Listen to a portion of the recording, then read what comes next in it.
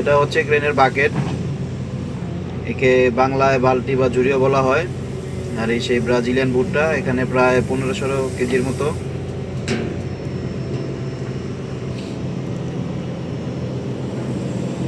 Unload করা হবে হপারে, যে সেই হপার। নিচনে শ্রমিকরা কাজ করছে।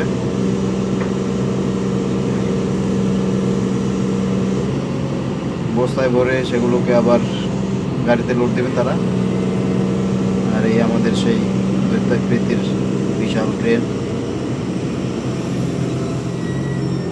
যে অপারেটরকে দেখা যাচ্ছে।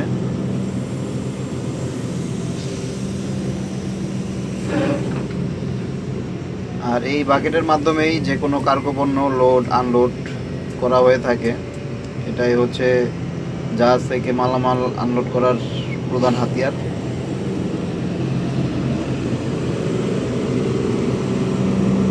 আপনারা আমাদের এই যে কাজের ভিডিওগুলো দেখছেন, আপনাদের কাছে কেমন লাগে এবং কী ধরনের ভিডিও আশা করেন বা কীরকম তথ্য চান আমাদেরকে কমেন্টে জানাবেন। এবং আমাদের ভিডিওগুলোকে লাইক কমেন্ট শেয়ারের মাধ্যমে আমাদের পাশে থাকবেন। ধন্যবাদ সবাইকে।